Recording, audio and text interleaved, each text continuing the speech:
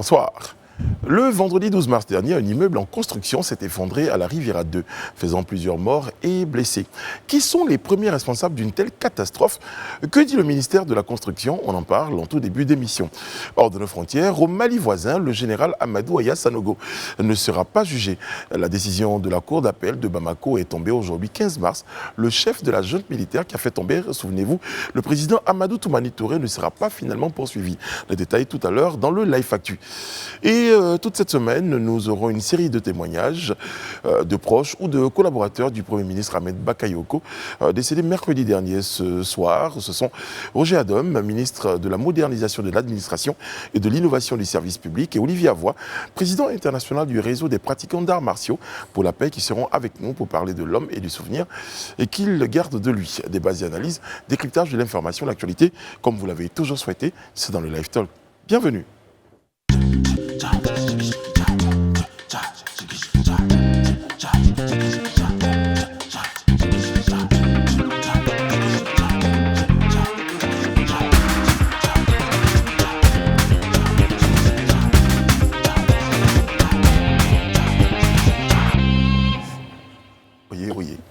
Bonsoir. Bonsoir. Mesdames, bonsoir mesdemoiselles, bonsoir messieurs. La team est de retour sur le plateau. Bonsoir Madame Bleu, comment allez-vous? Bonsoir Brice. Bien votre week-end? Très bien. D'accord. Notre petite fourmi, Ryan Assis. Toujours bonsoir. là. Toujours là. Je crois que bonsoir. Bonsoir. Notre Shine, Sophie Aïda. Bonsoir. Très bien. Alors, on va tout de suite commencer par la petite info de notre petite fourmi. Oui. Elle parle de quoi? Elle parle de corruption. Est-ce que vous saviez que chaque année, la corruption coûte près de 148 milliards de dollars à l'Afrique? C'est d'ailleurs 148 milliards de dollars. De dollars. Et c'est d'ailleurs en partie ce qui freine le développement de ce continent. On entend parler de corruption, mais on ne se rend pas compte quotidiennement de l'impact que ça a justement sur le développement du continent. Je suis sûr qu'on a dû vous graisser la patte pour que vous nous sortiez ces chiffres, ça doit être un peu plus même. Bon, moi, ce sont les chiffres que j'ai. En tout cas, ça représente quand même 25% du PIB de l'Afrique. Il faut savoir que les investisseurs privés sont même freinés dans leurs investissements par ces risques de malversation. Et puis, les petites entreprises, elles, qui essaient justement on va dire, tous les efforts d'expansion qu'elles essaient de faire sont freinés aussi pour les mêmes raisons. Mais où se situe la Côte d'Ivoire par rapport à tout ça? Il faut savoir que selon un rapport datant de janvier 2021, notre pays est classé 8e pays le plus corrompu de l'Afrique de l'Ouest, avec un indice, on va dire, de perception de la corruption qui est de 36 sur 100, sachant que, on va dire, 0 étant attribué au pays le plus corrompu et 100 étant attribué au pays le moins corrompu. On est vraiment très très proche de 0. Et le plus corrompu, c'est lequel? Bon, on va taire ça. En tout cas, la question qu'on se... Pardon? Oui, en tout cas, il doit être très simple. On va faire des nerveux sur le plateau. Wow. En tout cas, la question qu'on se pose, c'est à quand la fin de ce mal qui freine le développement de notre continent? Très très bien. Merci, petite fourmi. Mais ce n'est pas le Cameroun. C'est pas le plus corrompu. Merci bien. Très très bien, oui, on s'en doutait bien. Non, moi, on n'est pas prévenu. Nous non plus. On n'est pas loin quand même. Le Cameroun ne doit pas être derrière nous. Ah si. Très bien. Alors, tous les deux, vous serez commis à nous vous en parler. Demain, vous allez nous faire le point de cette situation. Avec votre permission et celle d'Eliane Lago, qui réalise ce numéro du Live Talk. Nous allons démarrer maintenant avec les points saillants de l'information, l'actualité locale et internationale. C'est maintenant, c'est dans le Live Actu.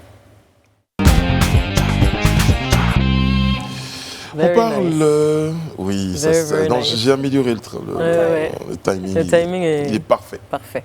Merci, Sophie Aïda. I'm proud of you. Oui. Avec vous, Madame Bleu, on parle de la situation de cet immeuble-là en construction qui s'est effondré. Le vendredi dernier, c'était à Abidjan, Cocody Riviera 2. Que s'est-il passé?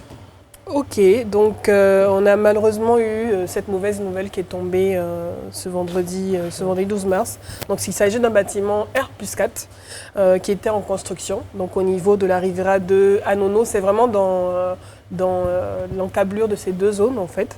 Et le groupement des sapeurs-pompiers a été informé, a été alerté et ils se sont rendus donc ce jour sur le lieu de l'incident, de l'accident, pour pouvoir procéder également à des sauvetages. Et c'était aux environs de 15 heures. Donc aux environs de 15 heures. Malheureusement, on avait déjà dénombré des pertes en vies humaines à ce moment-là.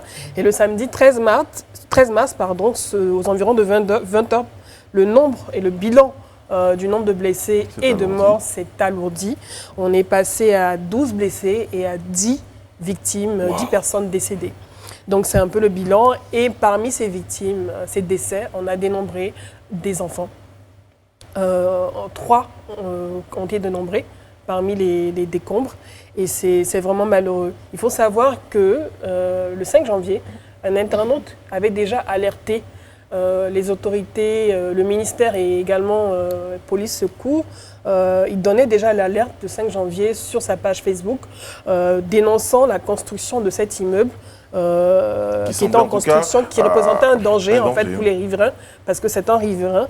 Et il avait dit en substance, cet immeuble de R+5 en construction à la Riviera 2 est en danger permanent pour les riverains. Il est situé entre le Charama Chérifat de la Riviera 2, route à Nono, et l'espace gastronomique Textas Grille de la Riviera Jardin. Nous demandons l'assistance urgente du ministère de la Construction et de toutes les autorités compétentes. Les dégâts seront immenses, c'est ce qu'il a dit, il avait déjà prévenu. Et dans les commentaires, dès le 5 janvier, on avait remarqué que des personnes s'insurgeaient du fait qu'il dénonçait la construction de cet immeuble et qu'il appelait à sa démolition. Et d'autres même l'avaient traité de jaloux dans les commentaires. Oui, mais bon, après, ça peut se comprendre, mais on y reviendra. Oui, là, On va le finir. je déroule. Et finalement, il s'est avéré que on s'est retrouvé face à une... Mais justement, Madame voilà, Bleu, entre ce poste qui 5 datait du janvier. 5 janvier et le drame qui s'est produit le 12 mars, il y a eu l'intervention du ministère. il y a eu l'intervention du ministère, donc le 5 janvier, dans un procès verbal. Mais le même jour. Donc peut-être que cet internaute-là fait partie également du ministère, mais n'a peut-être pas précisé pourquoi est-ce que cet immeuble est dangereux. Voilà pourquoi les gens se sont... Qui ferait partie du ministère Enfin, et qui... spéculation. Ouais, En spéculation, parce que Mhm. quand même, 5 janvier, vous dénoncez une situation par rapport à un immeuble qui pousse et vous dites que cet immeuble est à danger. Et 5 Non, c'est janvier, peut-être en la même temps, il y a un réactivité du arrêté. ministère Exactement, face à la exactement. publication. Possible, Parce que on possible, sait très bien possible que aussi. les différents ministères suivent beaucoup les publications Facebook et Internet, sur lesquelles sont Twitter. tagués police secours, par exemple. Donc ils sont assez réactifs. Je pense que le Ce ministère qu'on provient au fait, a été très c'est réactif. que le ministère réagit le même jour. Le même jour, dans un procès verbal de constat, donc de l'antenne de Cocody Sud, de la cellule de contrôle de construction du dit ministère, et qui demandait donc l'arrêt immédiat des travaux pour défaut, pour absence de permis de construire. Donc il n'y avait pas de permis de construire pour ce bâtiment qui a pu monter, qui a pu pousser jusqu'à arriver à R+4. Et voilà, donc ils ont demandé l'arrêt des travaux, mais ça a continué. Ça a continué et donc le vendredi 12 mars, on s'est retrouvé face à cet effondrement qui a fait une dizaine de personnes Un vrai décédées. drame. Un Voilà, vrai et Mais drame. c'est terrible. 12 blessés. C'est un véritable donc- drame. Et ce n'est pas le premier.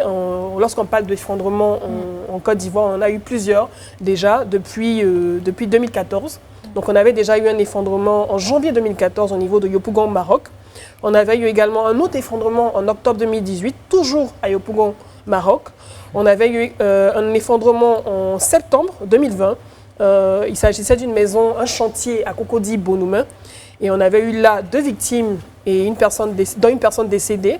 Et le dernier en date, c'était l'effondrement du 27 octobre 2020 à Yopougon, Cité Verte. Donc il s'agissait d'un immeuble R+4 en construction. Et on avait dénombré 3 décès, dont un bébé. Et je pense, au risque de me tromper, que c'est peut-être cet effondrement à un bilan meurtrier. humain assez élevé par rapport à tout ce qu'on a constaté depuis ces dernières années, ces 5 dernières années. C'est quand même Mais incroyable. entre le 5 janvier Oui. et le 12 mars, qu'est-ce qui a Aucun été fait contrôle supplémentaire n'a été effectué Exactement. pour voir où C'est-à-dire c'en que était. si les constructions ne se sont pas arrêtées, c'est la faute à qui? Bah, déjà, Là, il faut savoir également que le ministère également a été très réactif. Donc, dès le vendredi et le samedi, vendredi 12 et samedi 13, donc, le ministère a été très réactif peut-être un sur peu son trop. compte. Sur son compte Twitter et surtout le ministre qui a été hyper réactif parce qu'il a répondu il s'est prononcé sur la situation déjà. Il a ensuite répondu aux différents commentaires et plaintes des internautes qui trouvaient que ça en faisait trop, que le ministère était responsable du fait qu'il y ait une certaine forme de laxisme. Donc le ministre s'est beaucoup défendu. Il a reconnu que des efforts sont faits, que des efforts ont été faits depuis les différentes réformes au sein de son ministère, des agents assermentés qui vont sur le terrain pour pouvoir vérifier les bâtiments qui ne respectent pas les codes de construction ou qui ne possèdent pas de permis de construire. Donc il a essayé de se défendre. On le en tout cas. dise comme façon, ça. façon très concrète, on dit, il y a un bâtiment qui pousse. Donc le gars du bâtiment, le propriétaire, donc n'a pas de permis de construire. Le bâtiment est construit. Ouais. Le ministère, en tout cas on attire l'attention du ministère. En tout cas il réagit, il vient intimer l'ordre d'arrêter les travaux. Sauf que les travaux se poursuivent jusqu'à ce drame. On dit à qui la faute? Est-ce au propriétaire qui continue, d'abord qui construit sans permis de construire, ensuite lorsqu'on lui demande d'arrêter, continue les travaux, ou le ministère qui vient dire ne construisez plus, Et puis qui, Et puis, Pas de qui contrôle, disparaît. en qu'on ne d'autres retrouve mois. plus jusqu'au Oui. drame. Donc dans ces différents tweets, le ministre a précisé que les premiers responsables, c'était les maîtres d'ouvrage qui ne respectaient pas le code de construction, qui ne possédaient pas de permis de construire et qui contrevenaient Moi, je à pense la que loi. c'est facile de remettre la responsabilité à l'autre à chaque fois. Les responsabilités sont partagées dans ces cas-là. Non seulement, oui, les maîtres d'ouvrage qui sont responsables parce que, oui, les travaux étaient censés être arrêtés. D'abord, ils n'étaient même pas censés commencer parce qu'il n'y avait pas de permis de construire. Je ne sais pas qui a en tête d'aller investir dans quelque chose alors qu'il n'a même pas le permis de construire, sachant qu'il y a le risque qu'on vienne démolir l'immeuble. Ensuite, une fois qu'on demande d'arrêter les travaux, il faut arrêter les travaux parce que c'est un danger qui incombe à la vie des autres, on l'a bien vu. Mais en dehors de ça, le ministère a aussi sa responsabilité parce que il ne suffit pas de dire il faut arrêter les travaux, il faut faire un suivi, il faut vraiment s'assurer que on n'en soit pas à justement des dégâts. Madame, il y a eu un petit aveu d'impuissance dans Oui, les, effectivement, dans un des tweets du qui a ministre. été recensé, donc, il avait précisé que les moyens de contrôle étant insuffisants, les moyens de contrôle étant insuffisants, donc les moyens humains et de mobilité, donc quand il parle de mobilité, les agents assermentés sont sur des motos et ils sillonnent la ville pour pouvoir détecter les fraudeurs, donc ceux qui ne possèdent pas de permis de construire. Donc nous mettons l'accent par la sensibilisation avec en majuscule, il a bien précisé en majuscule, y compris sur les sanctions en cas de défaillance des maîtres d'ouvrage. Premier responsable des constructions faites, question de pragmatisme tout simplement. Et il a également précisé que voilà, ils n'ont pas suffisamment aussi d'agents sur le terrain pour pouvoir quadriller toute la ville d'Abidjan également. Ça, c'est pas la faute des riverains. Et de plus, je pense que ce bâtiment était en train d'être construit dans une zone qui est populaire. Donc, il y a énormément de construction dans cette zone-là. Ils savaient déjà qu'il y avait un souci avec cet immeuble, mais un souci énorme, parce que quand on voit, enfin, c'est de gros dégâts. Et puis, ce qu'il faut savoir, c'est non, mais que- c'est surtout que le bâtiment, quand il était en train d'être construit, tout le monde, tu n'as pas besoin d'avoir Oui, fait, oui. je veux dire, des études d'ingénierie pour savoir que le bâtiment allait s'effondrer. Mais justement, Donc, à on a attiré partir de là, l'attention, ils ont réagi. oui, mais justement, c'est ce que je dis. Donc après, quand il dit qu'ils n'ont pas assez d'agents sur le terrain, ok, mais c'est pas la faute du riverain, c'est pas la faute de ces personnes-là qui étaient dans cet immeuble. Donc c'est pas une excuse en fait. Non. It shouldn't Surtout be an que c'est un excuse. problème qui a déjà été soulevé. Serge À mon avis. Moi, je pense que, de toute façon, le ministre, il a dit sur plusieurs plateaux, notamment sur le nôtre, qu'ils sont un peu dépassés par les événements et notamment par la mauvaise foi de certains maîtres d'ouvrage. Parce que, allez, si vous avez même au niveau de la police des commissariats qui ne peuvent pas permettre de garantir à 100% la sécurité de tout un quartier, à l'échelon national également, on ne va pas aller se plaindre, notamment dans un pays en pleine construction, une ville en pleine construction comme Abidjan, que le ministère de la Construction ne puisse pas avoir l'œil sur tous les immeubles qui poussent comme des champignons en ce moment dans la ville. Donc c'est quand même un peu compliqué aujourd'hui pour eux, c'est une tâche qui est très compliquée. Par contre, moi ce que je veux relever, c'est qu'ils ont quand même réagi. Ils ont quand même réagi. Le 5. S'ils n'avaient pas demandé à ces maîtres d'ouvrage d'arrêter la construction, on aurait pu tirer à boulet rouge sur le ministère aujourd'hui. Ils ont quand même réagi. Maintenant, la question que je me pose, c'est quelle est leur marge de manœuvre légale ? Une fois qu'ils envoient un arrêté pour dire, bon, à partir de maintenant, vous ne devez plus construire, est-ce qu'automatiquement, il y a démolition ? Est-ce qu'on passe à des amendes de régulation ? Est-ce qu'on a un temps légal qui est prescrit avant la démolition ?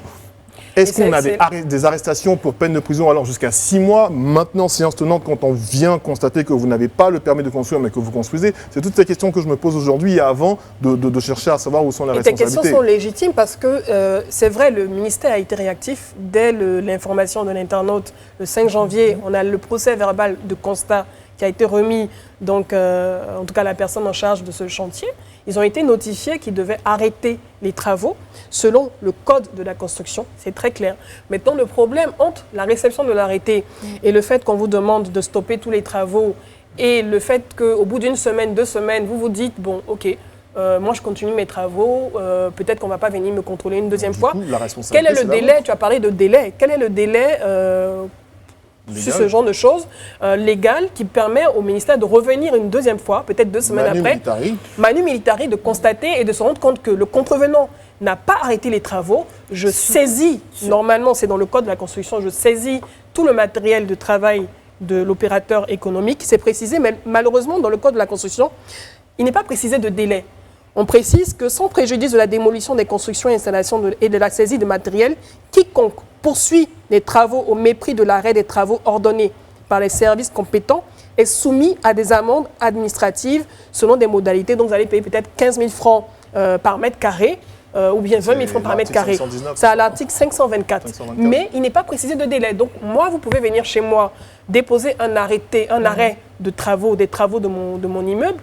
Bon, ok, au bout de 2 semaines, 3 semaines, je me rends compte que vous n'êtes pas là, Mais que même, vous n'êtes je pas pense que venu. c'est Sinon, avec je les continue. médias. Donc là, comme Je on pense a que ça a commencé effet le débat, immédiat. comme on a commencé ce mini-débat là en Pourquoi ça n'a pas été démoli en mettant un doigt C'est ça, accusateur voilà, et en c'est essayant ça. d'établir les responsabilités, là je pense qu'il est clair que la responsabilité incombe aux maîtres d'ouvrage qui n'ont pas respecté justement cet arrêté. Non, mais les Pour moi, c'est responsabilités Déjà sont qui n'ont partagées. même Pour pas moi, commencé, c'est déjà partagé. qui n'ont pas commencé, Les responsabilités sont déjà qui ne partagées. devraient même pas commencer la construction. Et ça, on en voit aussi où je me dis que le ministère est quand même quelque part un peu pas très net dans ce genre d'affaires-là. On voit tous dans nos quartiers Bien sûr. des murs, des constructions où on met à détruire, Ouais. par exemple. Donc ça veut dire qu'effectivement, on a des agents qui sillonnent, qui voient des choses qui ne sont pas forcément bien, on met à détruire, mais quelques semaines après, il y a de la peinture et l'immeuble pousse, ou la bâtisse pousse. Donc qu'est-ce qui se passe Pour À en quel- à revenir, quel- pour en à quel revenir au moment ils début ont de eu un cette permis de émission, pour construire en revenir à ces 148 milliards de dollars que perd l'Afrique dans la corruption. Parce que je pense que le secteur est gangréné par la En tout cas, dans par les la tweets, il a corruption. précisé, il a précisé que il y avait eu 4 démolitions, mais l'espace-temps, en tout cas la période n'a pas été précisée. Il y avait déjà eu 4 démolitions de bâtiments qui ne respectaient pas les normes, qui n'avaient pas de permis de construire. Mais bon, on ne sait pas dans quelle période. Mais je pense que 4 démolitions sur le nombre, c'est Abidjan qui est très Ouais, ça. vaste et dont on voit tous ces bâtiments construits à la va-vite, Ouais. peut-être sans fondation, sans permis de construire. Est-ce que c'est On suffisant va peut-être faire appel pour pouvoir faire peur aux gens? à un devoir, je veux dire, civique. Moi, aujourd'hui, Responsabilité, oui. une responsabilité civique. Moi, aujourd'hui, en face de mon immeuble, j'ai quelqu'un, un maître d'ouvrage que je vois, qui est en train de creuser des tranchées pour lever un immeuble. Je ne sais pas un R plus combien, de toute façon, puisqu'il n'a pas affiché et je ne vois pas, alors que je pense que ça devait être légalement une obligation. Juste à côté, il y a des habitations. Donc, ce que je vais faire, il faut peut-être que le ministère communique aussi sur des numéros verts pour aider ces Ouais. agents-là sur le terrain. Tout à fait. Pour, Vous en Et- site web, oui. ou aussi, aller sur les comptes Facebook, comme ça, taguer. oui, tout le monde n'a Et pas puis- forcément et puis, Internet, moi, je mais pense rapidement, que- moi Non, j'ai un j'ai dit numéro vert, ou j'appelle aussi. tout de suite, Ou attention. aussi. Parce que C'est une bonne trop option. souvent, on déplore ce genre de cas, et ce n'est pas la première fois qu'on en parle sur ce plateau, d'ailleurs on l'avait fait l'année dernière, mais on a l'impression qu'une fois que le cas passe, on oublie un peu ce qui se passe, et puis il faut encore un dégât pour qu'on en reparle. J'espère que ce problème sera vraiment pris au sérieux, parce qu'en attendant, ce sont des vies qui sont en danger. À chaque fois qu'il y a un immeuble qui est en construction sans avoir de permis de construire ou sans respecter les normes de En construction, tout cas, il faut dénoncer. Donc, il Mais faut je pense vraiment que le prendre procureur ce de la problème à République bras le peut corps. s'auto-saisir aussi du dossier parce que là, Ouais. il y a eu perte en vie humaine, il y a Ouais. eu des blessés. Il faut savoir également que les contrevenants, que ce soit le maître d'ouvrage et la personne qui bénéficie des travaux, donc le propriétaire de l'immeuble en construction, peuvent encourir une peine de 1 an à 3 ans de prison. S'ils récidivent, jusqu'à 6 ans de prison. Donc les textes sont là. Mais peut-être c'est le délai d'application, voilà, le cadre réglementaire, la durée, peut-être qui n'est pas très précise. En tout n'est cas, pas très bien défini en fait. En tout cas, une enquête est ouverte suite à ce drame-là. Et puis, il faut avoir une pensée aussi pour le petit garçon qui s'est infiltré, qui a aidé les pompiers à pouvoir reconnaître les personnes qui étaient prises au piège sous les décombres et qui malheureusement, le samedi au matin, a été retrouvé mort. Alors donc, je disais, donc, il avait 10 ans. Une enquête est ouverte, donc on aura certainement l'occasion d'avoir plus de détails sur les responsabilités qui sont engagées dans ce drame-là. On espère aussi qu'on aura sur le plateau certainement Monsieur le ministre de la Construction qui est déjà passé sur ce plateau-là, le ministre Bruno Koné ou un de ses collaborateurs qui pourra donner plus de détails aux uns et aux autres. En tout cas, on souhaiterait donc enfin dire toutes nos condoléances à toutes ces familles-là qui ont perdu des personnes dans ce drame-là et prompt établissement aux blessés. On va aborder le point suivant de notre tour d'actualité à l'international. Pas de poursuite contre Amadou Aya Sanogo. On comprend. Yes, alors on va se remettre dans le contexte parce que c'est quand même une histoire qui date de 2012. Donc en mars 2012, des militaires de la ville garnison de Kati renversaient Amadou Toumani Touré, alors président du Mali, lors d'un putsch qui était mené par Amadou Aya Sanogo, dont tu as parlé, qui était à l'époque capitaine et qui s'est fait président du Comité national pour le redressement de la démocratie et la restauration de l'État malien, donc le CNRDRE. Le pouvoir nouvellement installé précède dès lors à des arrestations. Le président Amadou Toumani Touré est poussé à l'exil, lui. Le 30 avril 2012, les hommes du 33e régiment des commandos parachutistes, le RCP, des Bérets Rouges, fidèles à l'ancien président, tentent un contre-coup d'État. Et ils sont arrêtés, conduits dans un camp militaire de Kati avant d'être exécutés dans la nuit du 2 au 3 mai. Donc leurs corps seront par la suite enterrés à la va-vite dans un champ près du village de Diago, à quelques kilomètres de là. Donc c'est donc comme ça que démarre cette affaire politico-judiciaire qui a débuté avec son arrestation à Bamako en novembre 2013.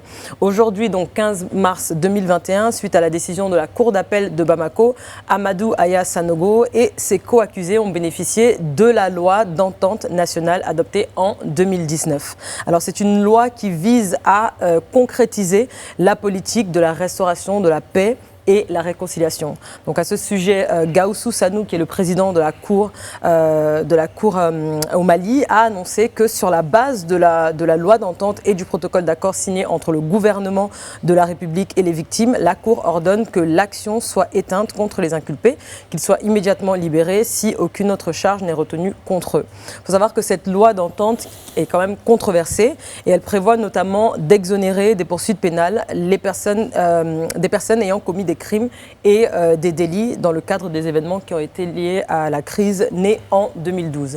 Donc c'est d'ailleurs ce qu'a expliqué Mokhtar Mariko, qui est l'un des avocats des victimes donc de ce drame de 2012. Donc il a dit que selon cette loi, le tissu social étant effrité, il faudrait éviter tout jugement qui pourrait remuer le couteau dans la plaie. Or, certains estiment que le jugement de Sanogo pourrait élargir le fossé entre Bérets verts et Bérets rouges. Alors, il semblerait en tout cas que les familles et les proches des victimes, elles, aient trouvé un accord avec le gouvernement et puis leur permettant d'être indemnisées. D'ailleurs, certains parents, justement, auraient déjà reçu des indemnités. Alors, cette exonération du général marque véritablement le dénouement de cette affaire qui a démarré donc en 2013. L'action contre les inculpés des Bérets rouges est donc éteinte. Les accusés sont repartis libres. Reste que l'on n'est pas rentré dans le fond du dossier, selon plusieurs personnes, et que la justice malienne, pour le moment, n'a pas permis de savoir exactement comment est-ce que les 21 militaires Bérets rouges ont été assassinés en 2012. Avant d'être retrouvés dans une fosse commune. Donc dans tous les cas, ce qu'il faut savoir, c'est que le procureur de la République a 3 jours pour introduire un pourvoi en cassation s'il est opposé à la décision du tribunal. Bon, de toute façon, les victimes elles-mêmes ont accepté la fameuse loi d'entente au nom de la réconciliation. Je pense que c'est une loi d'amnistie, on peut appeler ça une sorte d'amnistie, et surtout ne pas remuer le couteau dans la plaie. Ouais. Vu les circonstances que vivent aussi le Mali, Le Mali, après le, ouais, voilà, c'est ça, le le coup d'État de l'année dernière. le soulèvement populaire, les djihadistes qui sont à leur porte et Ouais. tout. Je pense que 8 ans plus tard, c'est peut-être le moyen d'avancer, même si ça aurait été peut-être intéressant aussi pour le fonctionnement de la justice de savoir qui sont les auteurs de ces crimes, de ces bérets rouges. Après, Ouais, je Sophie sais parle pas. de justement creuser le fossé justement entre les bérets verts et les bérets rouges. Je pense que non, il ne faudrait pas prendre la chose comme ça. Il faudrait plutôt positiver, on va dire, puisque c'est le lieu, on va dire, d'essayer de rassembler justement ces deux parties-là après toutes ces années. Je pense qu'il faut mettre balle à terre. Ouais, mais c'est ce qu'a dit Sophie. Elle dit je pense que justement- justice a elle dit- été elle dit rendue justement, aux Sophie, familles. que cette loi-là, si on ne la prenait pas, Ouais. les gens craignaient que ça crée un fossé. ça Tout à crée fait. Justice un a été fossé rendue plus grand. dans les deux parties, donc je pense que Justice a été rendue, je sais pas. Pas forcément. on Ouais, n'est pas- c'est ça. les familles ont un accord et elles ont été indemnisées. mais donc ouais, je pense que c'est elles, on va dire, qui sont les plus concernées au premier degré. Donc si elles vont bien Maintenant, est-ce un que- compromis peut-être Ça voilà, nous ramène à la qu'on- question voilà. Est-ce que si ces victimes justice étaient- avec ou sans vérité?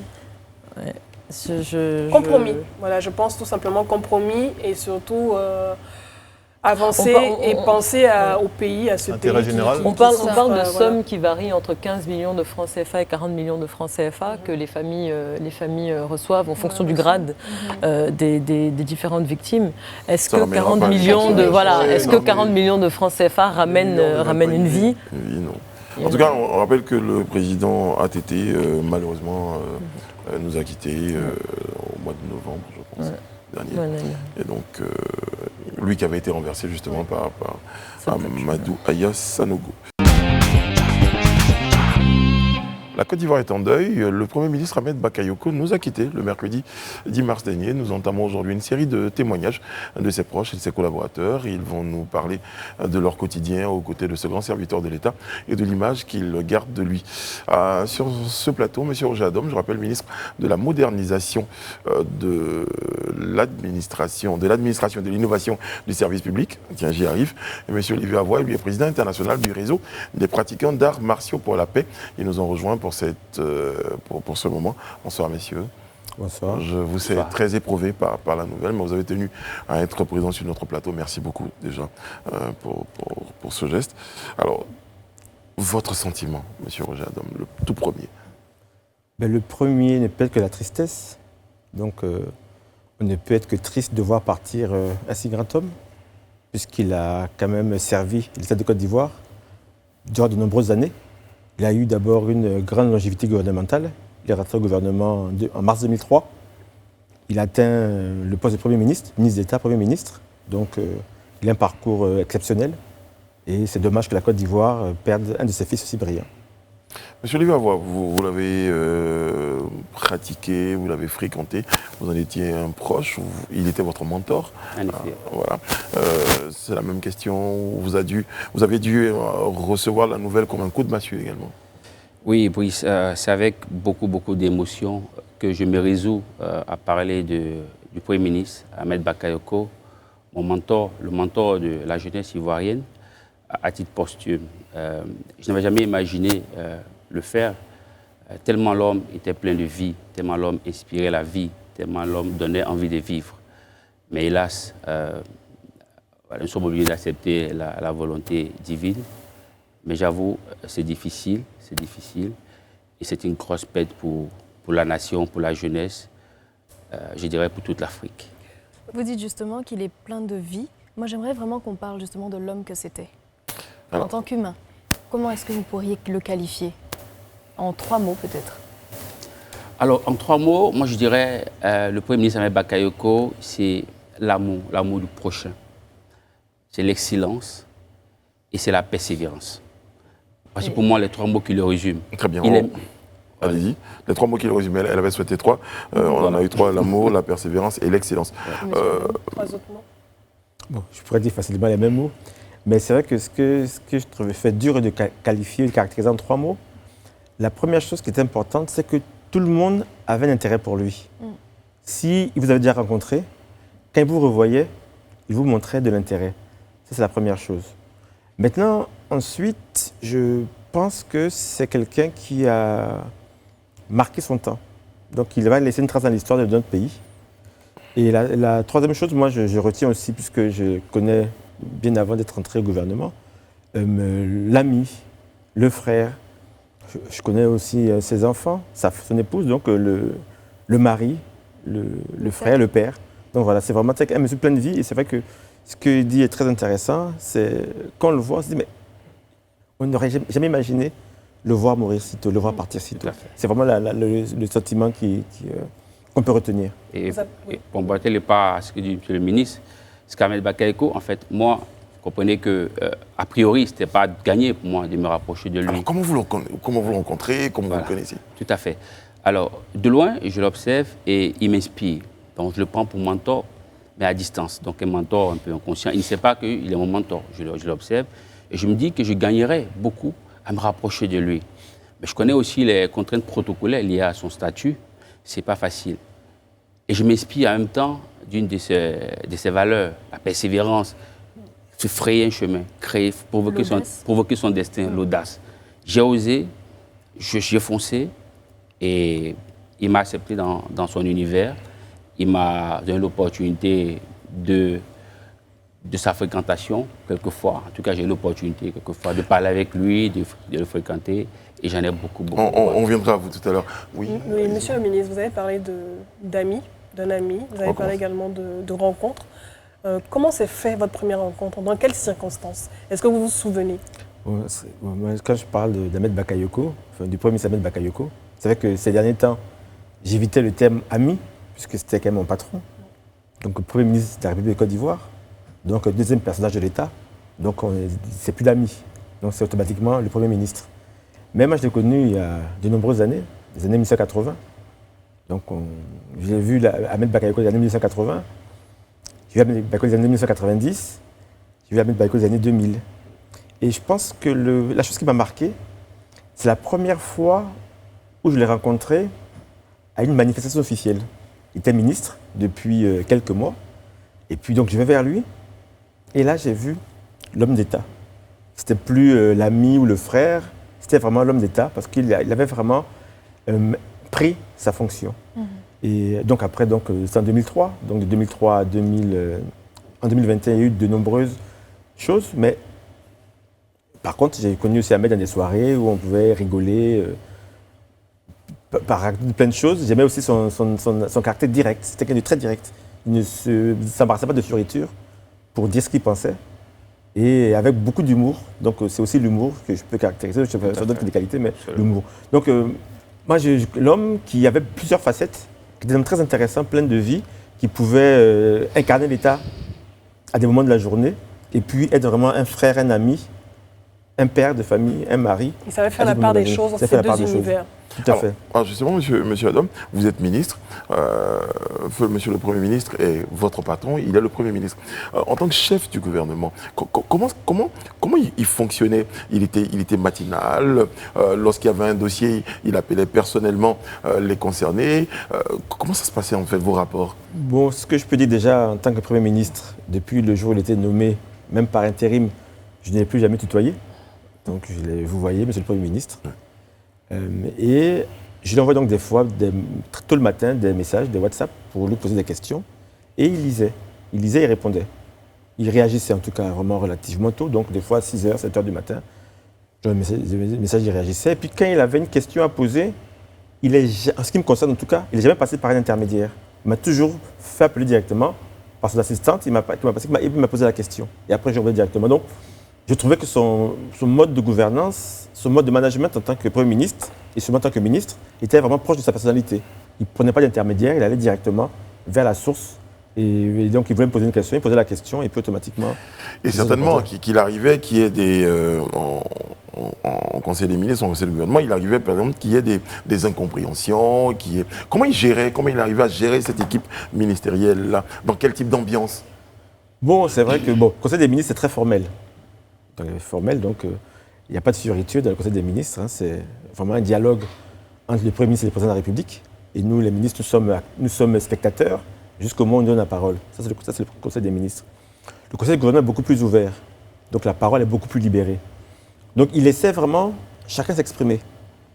Et après, il faisait la synthèse. Donc il nous permettait vraiment de nous exprimer de dire ce qu'on pensait de chacun des dossiers présentés. Et à la fin de chacune des questions, il en faisait une synthèse et il donnait les indications sur ce que nous devrions faire et ce que lui, il rapporterait au président de la République. Donc c'était vraiment très ouvert, donc il laissait et puis il arbitrait. Donc c'était vraiment un patron qui était relativement ouvert et qui permettait à chacun de ses collaborateurs de s'exprimer librement, sans censure. J'ai une question pour M. Avoua. Est-ce que lorsque vous sollicitiez le Premier ministre, en tout cas pour vos différentes activités concernant votre ONG par exemple, est-ce que vous l'aviez facilement? Est-ce qu'il réagissait? Est-ce qu'il était disponible? Alors d'abord, je tenais à dire que je l'ai connu bien avant la création du Repampé, l'ONG que je dirige. Et aussi, je vous ai précisé qu'il m'est difficile de parler de lui au passé.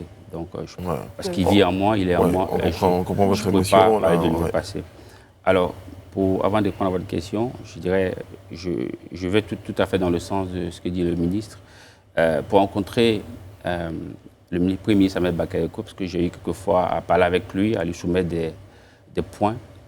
Pour le rencontrer, il faut être préparé. Il faut vraiment être préparé. Ce n'est pas une personne avec qui on va avec des généralités. Il est très méticuleux, très pointueux. Et très vite, on se rend compte qu'en fait, on n'a pas fait son homework et on retourne à sa copie. Et moi, je l'ai vécu avec lui plus d'une fois. Il était rigoureux. Il est très rigoureux. Tatillon. Il est très rigoureux. Il a l'air de quelqu'un de très ouvert, très jovial. Mais derrière cet aspect-là, c'est caché. Il est vraiment profond. Il est vraiment profond. Alors, il y a même un mot qui était l'efficacité. L'efficacité. Alors, parlant de sa réactivité, oui, il était ouvert. Et en fait, quand il comprend ce que vous voulez, et quand il comprend le bien fondé, il est réceptif et vous donne une réponse favorable. Alors, une des particularités qui vous a réunis, le Premier ministre et vous, c'est le sport, ce sont les arts martiaux. Parce qu'il était pratiquant d'arts martiaux, comme vous, ceinture noire, 5e dan, au taekwondo, vous êtes maître également, et cette rencontre-là, ce point, fait développer un mot que vous avez abordé tout à l'heure, les valeurs. Tout à fait. Les valeurs au niveau des arts martiaux. Absolument. Il partage ces valeurs avec vous? Absolument, il partage ses valeurs avec nous et d'ailleurs ces valeurs il les a appliquées et ça je m'en souviendrai toujours lors de sa campagne municipale à Abobo.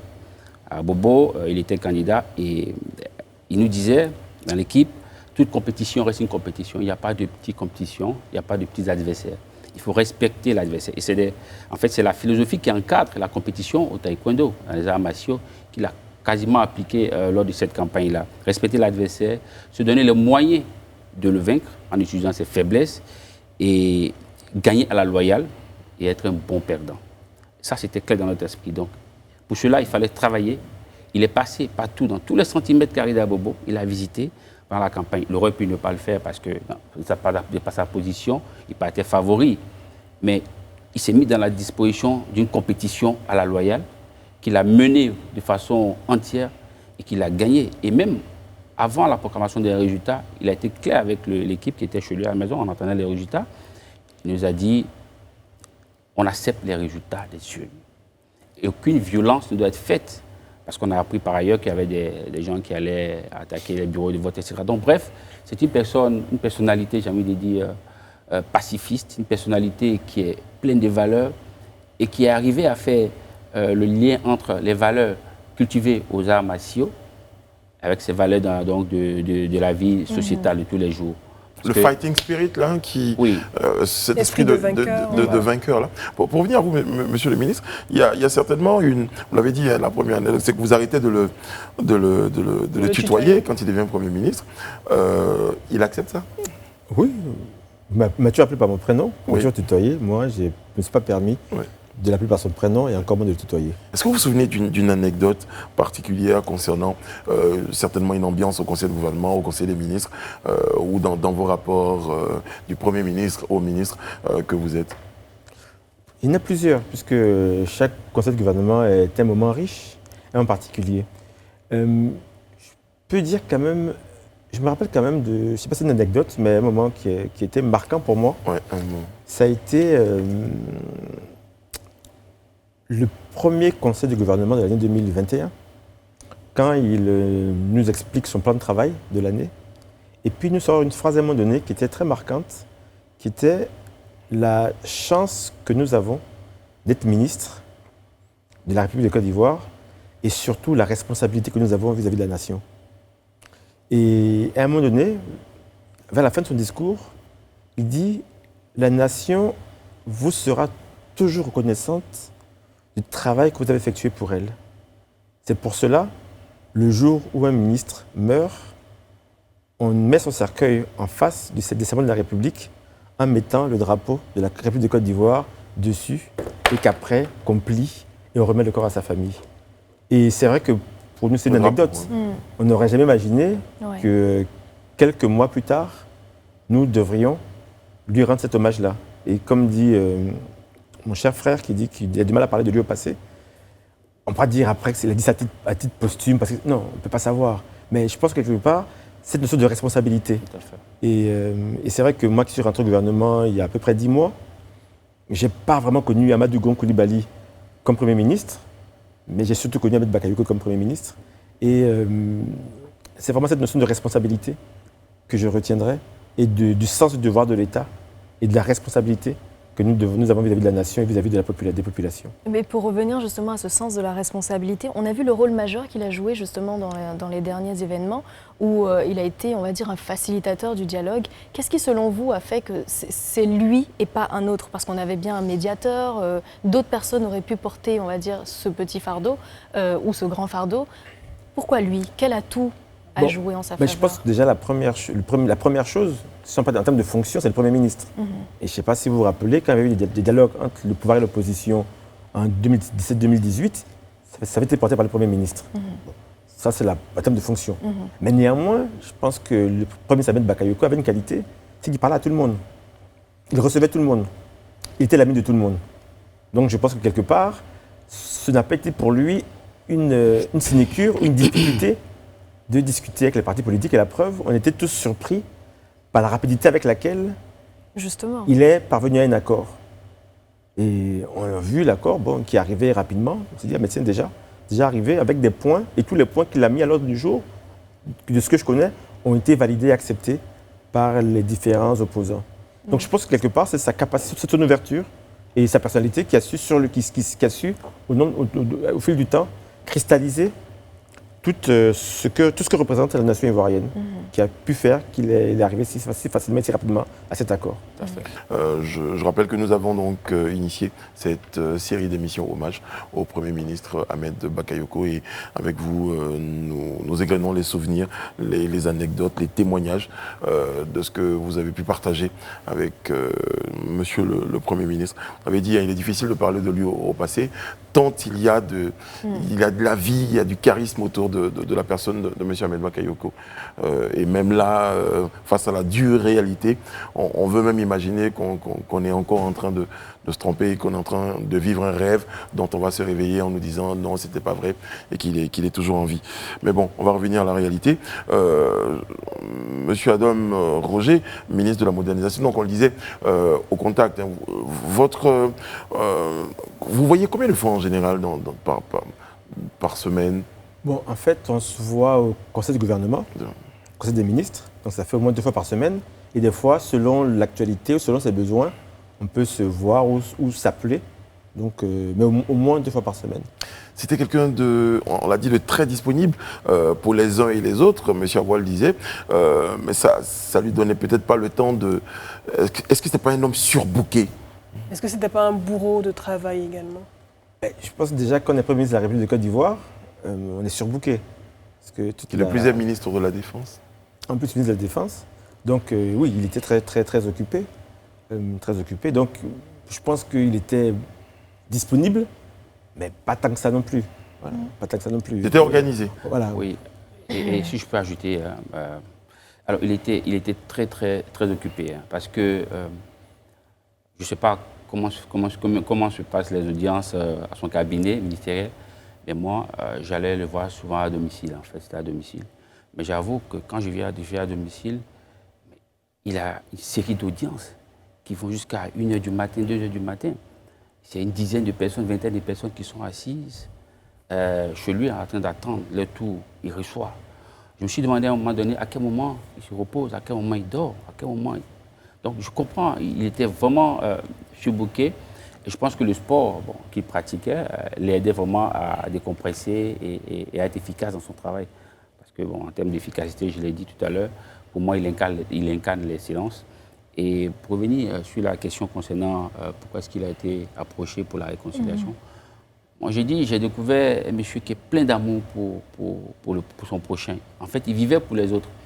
Il a passé des messages qui m'ont ému. Il m'a dit qu'il n'arrive plus à faire de la belligérance. Il ne comprend pas pourquoi les gens se battent. Il faut qu'on revienne à l'essentiel. Moi, je connais des gens qui l'ont trahi quasiment, hein, qui l'a porté en haut, mais qui l'ont trahi, mais à qui il a pardonné. Et ces personnes se reconnaîtront. Il n'a jamais voulu. Les gens lui ont dit non, mais tu ne peux pas laisser. Il dit non. Lui, vraiment, c'est un homme de paix, c'est un homme d'amour. Et quand je le dis avec beaucoup d'émotion parce que c'est du vécu. Voilà. Et je pense qu'au-delà de ses fonctions de Premier ministre, c'est ce qui a milité aussi. C'est ce qui fait de lui d'ailleurs ce leader transversal sur la population. Il est aimé de tous. Il est au-dessus de tous les clivages. Les jeunes de tous bords l'aiment. Moi, j'ai vu le samedi quand son corps... Oh là là. Son corps rentrait spontanément, il y a eu la haie, c'était phénoménal. Tout à fait. Oui, il marque j'ai envie de dire, sa génération. Et on a pu voir qu'il était présent aussi dans plusieurs domaines, notamment la culture. Et tous ces domaines-là, on le voyait, c'était l'ami des stars, c'était l'ami de la jeunesse, c'était en même temps l'ami du gouvernement. Il portait à lui seul toutes ces casquettes-là. On se demande à quel moment il arrivait à gérer tout ça. En une journée, en 24 heures seulement. Exactement. Et tout à l'heure, vous parliez de l'ami, du parent. Vous avez eu la chance également de le côtoyer, de le fréquenter hors des conseils, des ministres ou de gouvernement à la maison. En général, c'était quelqu'un, dit-on, qui aimait beaucoup partager, qui partageait des valeurs, des conseils, une vision aussi. Oui, c'est vrai que... Quel type de conversation vous avez quand vous n'êtes pas en costume, cravate, quand vous n'évoquez pas les grands sujets de la nation? Vous parlez de quoi avec le Premier ministre Bakayoko, on peut parler de tout. Il a un avis, un sujet sur tout. Et il a la capacité de donner l'impression qu'il ne maîtrise pas les choses. Donc on se dit, ça, il ne sait pas. Donc il tourne en dérision le sujet et après, il sort un raisonnement qui est hyper logique et on voit qu'en fait, qu'il maîtrise la chose. Donc, il avait cette capacité à ne pas se prendre au sérieux. Il ne se prenait pas au sérieux. Ce qui faisait que quand on ne le connaissait pas, on pouvait ne pas le prendre au sérieux.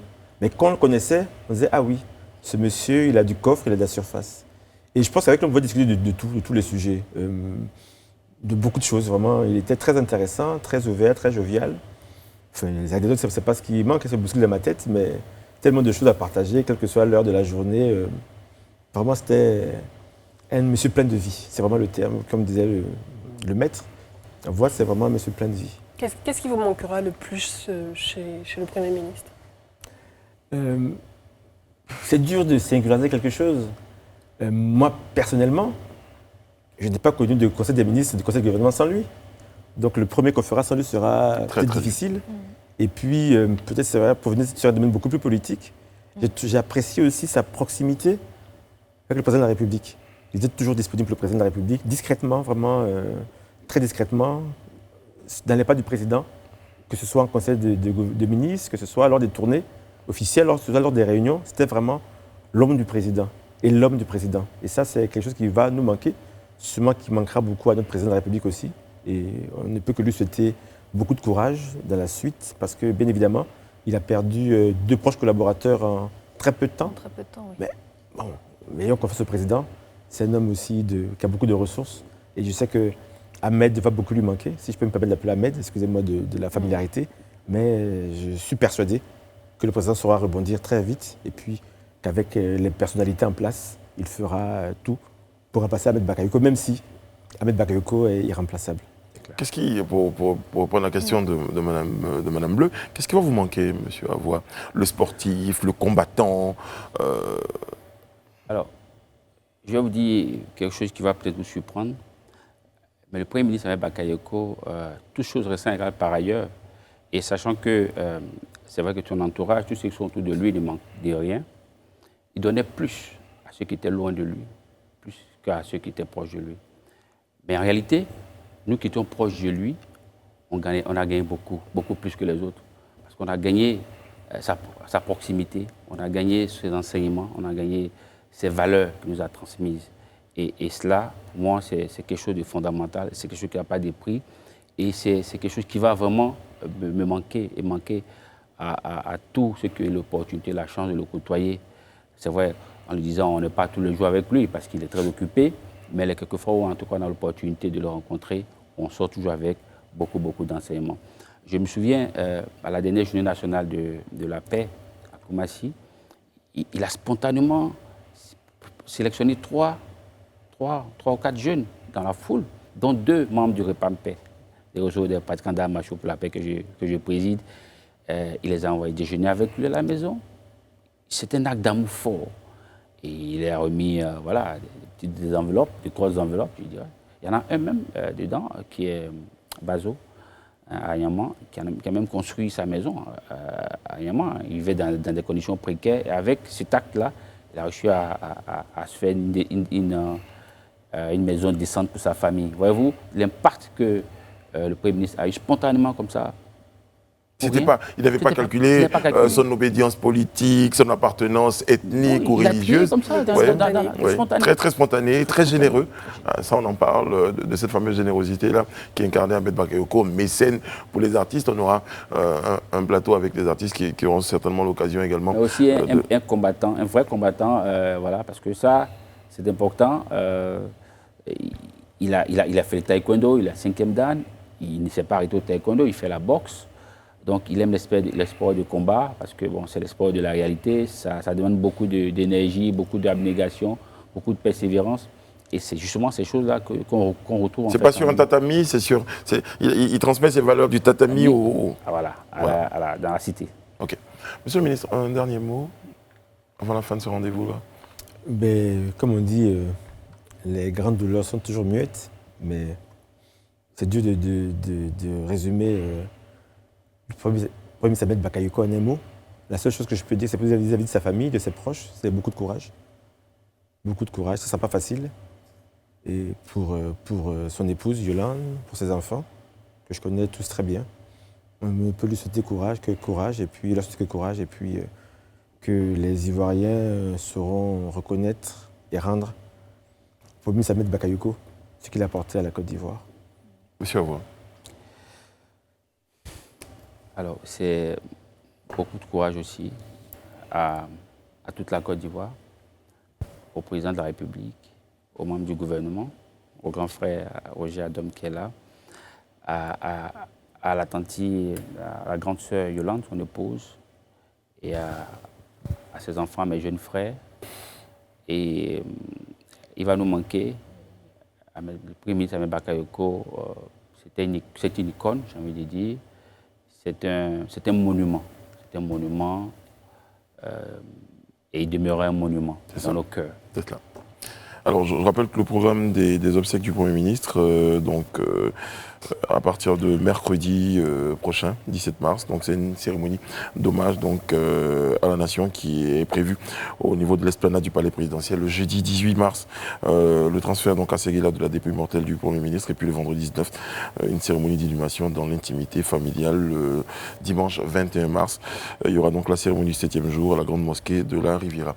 Merci, monsieur. La levée de corps. Et la levée de corps, pour le jeudi, oui, avant le transfert de la dépouille à Séguéla. Merci beaucoup, monsieur le ministre. Merci, monsieur Avoua. Merci à toutes les équipes techniques et éditoriales qui se joignent à moi pour vous souhaiter une bonne fin de soirée, une bonne fin de programme sur Live TV. On se retrouve demain sur ce même plateau-là pour un autre numéro du Talk. D'ici là, que Dieu veille sur vous, que Dieu veille sur la Côte d'Ivoire.